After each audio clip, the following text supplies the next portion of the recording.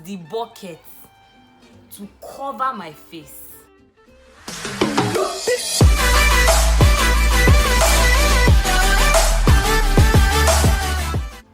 Hey guys, welcome back to my YouTube channel, Vibes with Chinyere Moi.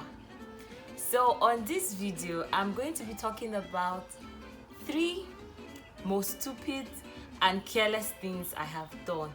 Please do not try this at home because I got very severe injuries up to like my bone. So please, but it's just a memory I would like to share with you guys. So number 1, no, I think I'll start from the least to the top. So number 3 out of my 3 most stupid and maybe careless things I've done is so I'll just start with the story. I was pressing my dress. I think my sister was there, my dad was there, but my mom wasn't around. So I was pressing and something was, showing on the TV, but I can't remember the program. But for my dad to be there, it has to be news now. So, but I don't know. I think something was happening in Nigeria. It was just something. There's always something happening. As long as you're on NTA channels, there's a boom, bah in this Nigeria. So I think something was going on. It was something interesting. So I wasn't really looking. You know when you're ironing and after you iron this part, you change to another part. So after I finished ironing one part of my dress, and I was trying to, switch the dress to another part of it, I put the iron, but I was looking away. I just stood the iron. I was not looking.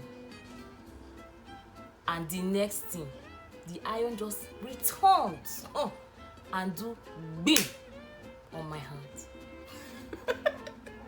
Guess what? My dad just looked and faced his front. Me, I just held the hand because I didn't want to stand up and I didn't want him to feel that the injury or the burn was that severe. I just held it like this and I ironed with all the pain. I kept going. Who is TV? I did not even put my eyes on that TV again. So after then, I rushed into my room. The next thing, when you have burn, like fluids will start gathering around underneath the skin, and it was so big, it was hurting, it was painful. I was in pains, So I kept hiding because I didn't even know why I'm hiding it because my dad had already seen it. He didn't even bother. So anyway, my mom saw it and then took me to a pharmacy. So guys, please be careful if you're around the kitchen, you're doing anything that has to do with fire, electricity, heat, sharp objects. Be very careful because this incident got me a permanent scar. Can you guys see it? For life. It's never, ever, ever, ever going away. Number 2, that would be God. I think that should have killed me. So then I think most of the time during my primary school days, when we are done from school, my dad, we go to stay with some of our aunties, and it was on the mainland. Sometimes water is an issue. So we go across, the distance is a bit much, but we cross the road, go into a street, then try and get water. Then I think I was alone or with somebody. I don't know the spirit that entered me. I knew that I was going to cross. Tisa Chinyere now carried I just took the bucket, I put it with my oshuka. There's something we call when you wrap a piece of cloth and put it on your head and put the bucket. So I put that oshuka on my head. Then I used the bucket to cover my face. Hey my God. I used the bucket to cover my face and I was beating drum. Bing, bing, bing, bing. And I can't remember the song I was playing, but I know I was I even took stick. I was hitting bang, bang, bang, bang, bang, bang, bang. I was thinking, I can't remember the song. And I crossed the road. Oh my God. I don't know why I'm laughing. It's a very, in short, I don't know, maybe I could have died. And the next thing, I know that I elevated. I was elevated into the air. Then there, gravity brought me down. And I, like, you know, a graded road. I even wondered how I didn't smash my skull or I didn't get any. But the only injury I had was that the exhaust of the bike burnt my leg. I would try and see if I have a scar on that, but I don't think I have a scar. My skin really kind of healed very well. But that was that was really, really dangerous. So please be very careful. Watch your left, watch your right, then watch your left again before you cross. Don't be in a hurry to cross. Number one, the bing bing back back back. I don't know if two should be one or one should be two, but one is like now that I'm grown, like I'm a full grown woman at my 27 years. I'm 28 now, so that was last year. I think I'm always back kind of person. I'm always gingered. Like I don't really slack back when things are not done. So we there's this glass, you know, these sensor glass doors that open and not open. Like when you come close, it opens for you, then you go past it.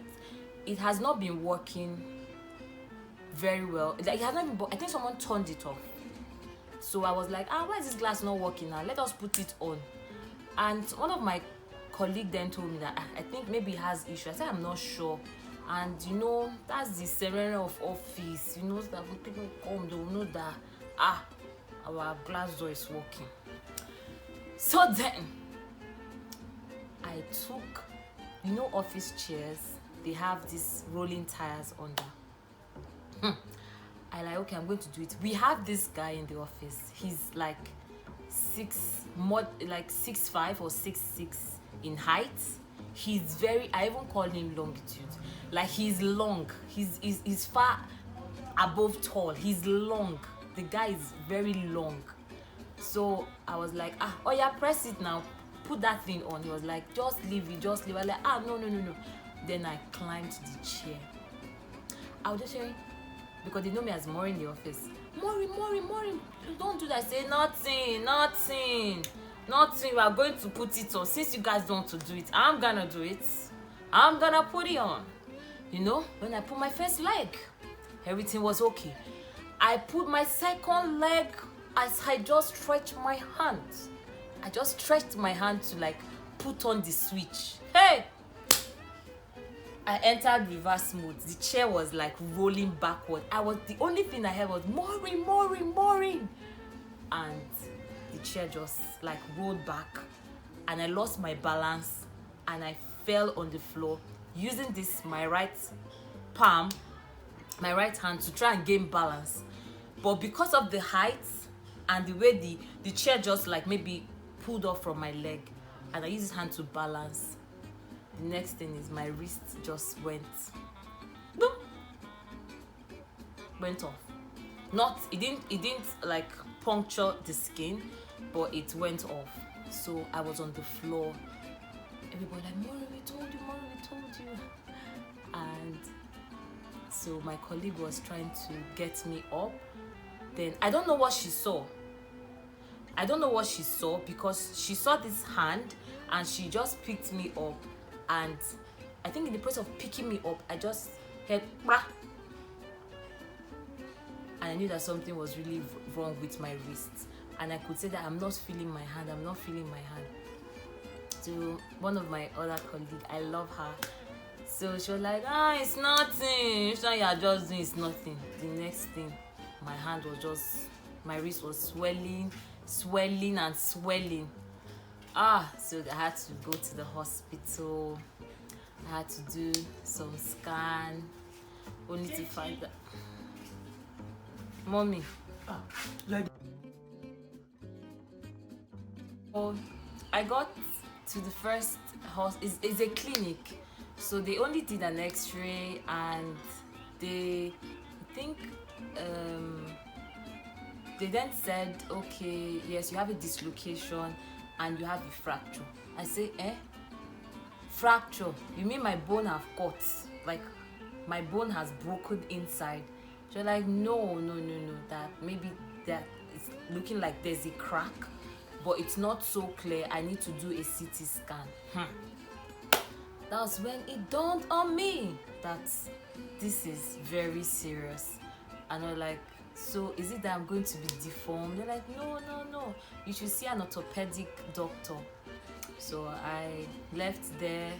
Then I went to Igbobi, which is our orthopedic hospital here in Nigeria, owned by the federal government. And I got there, I saw the doctor, he checked it, saw the x-ray and gave me appointment. So I didn't even know that appointment was like the day they were going to push back the bone together, like push the wrist back to where it should be. So I got there, and there were lots of people. I was in pain. Like, I was always holding my arm like this, my wrist, sorry. I was always supporting it with my left hand. I was in severe pain, but I got there and I saw a lot of people,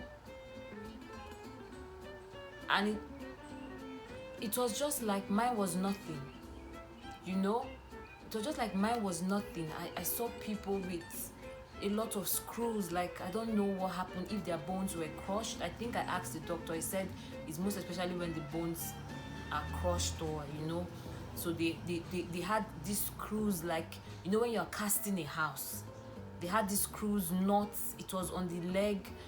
People who they just recently amputated their leg, their arm. And I just became very quiet, and I was just grateful. Not like I was feeling that my situation was, or I was better than them or anything, no, but I just realized that sometimes we think we're going through the worst, but you have to see someone else, or you have to hear someone else, and you just see that yours is little or nothing. So anyway, I got to the room where they gave me the anesthetics, and so because the government hospital, and there's always crowd, they didn't even wait. They're like, so you'll be sleeping off now, and my eyes were like, no. I didn't really shut down totally. I never sleep like deep. I had not slept deep. The next thing, these two doctors, one held my palm, one held here, and they were pulling it to like lock it in. I was screaming. I was awake. There's nothing to say. I was awake. I was screaming. I was shouting, and when I was battling with the dizziness, I was the pain, everything. I was screaming, and they put it. Then they started casting the hand. They're like, and they left. So the man that casted the hand. So because of the pain, I already felt very much awake. I'm okay. So I asked him if I can go. He said yes. That's how I stood up, and I stood up to move. I noticed that my body was I was seeing something double. I was just seeing things in twos. My eyes, then I noticed that my tummy started rumbling. I just tried my best to order a cab, and the cab came. I was not myself. I could not even raise my head up. Like, that was when the whole anesthetics were working. So immediately I got into the cab and we drove off. I think the motion just put everything in motion. Let me put it that way. And I just told the guy, stop, I'm going to drop in your car, stop. The guy just bang, like a James Bond. I opened the door. I didn't even come. I just dropped my face like, and he said throwing up. It was a really painful, but in short, to be truthful, Sister Millicent was like my helper. She and one of my family friends, who her mom sent her to come and take care of me. I couldn't even I had to wash this part of my body, my left side, so they had to help me wash it, especially my back. So put on my clothes and all that. So that was it. And the itching was crazy. It was crazy. I could, at night the pain would be tripled. I was in pain, and though they gave me some painkiller for like 2 or 3 weeks, then they were like, I need to stop taking it, and I just kept going. When they finally removed the cast from my hand, my hand looked like biro, like pencil, so tiny, like, you know, it has been compressed for a long time. It was very tiny, it was black, it was dirty. Like, I'm going to post pictures.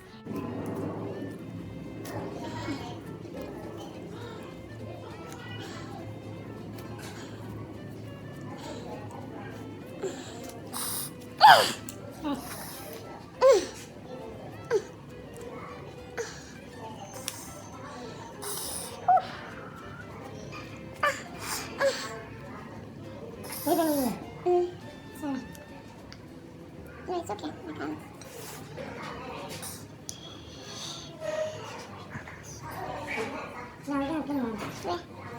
I just started recovering. I couldn't do a lot of things. Like, I can't even right now, I'm feeling pain. I still feel pain.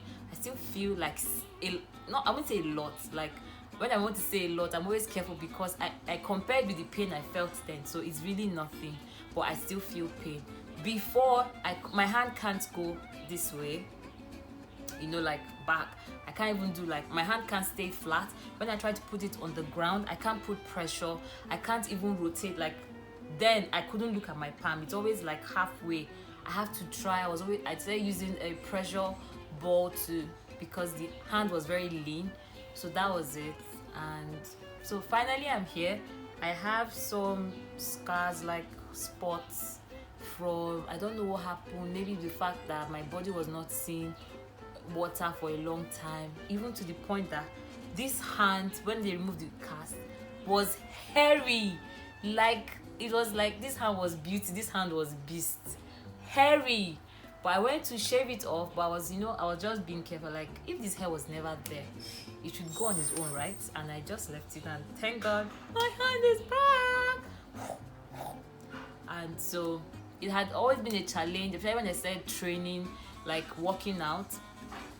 I couldn't do a lot of things, like some press up or like planking. I couldn't really put pressure on this hand, but so far I have been pushing myself, and it's getting better. Though I still feel pain. So guys, please do be careful with just be careful. Don't do some stupid things, some careless things, and just stay safe. But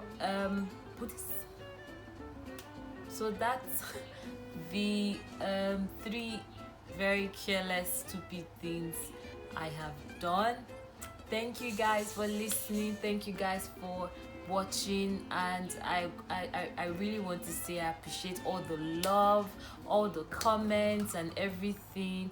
And very soon my sister will be back on this channel. We'll be talking about something very, sensitive and personal for a lot of people, but don't worry, it's coming. But I would say thank you. Please do not forget to like, do not forget to subscribe, because doing that encourages me to create more content, knowing that you guys love me just the way I love you.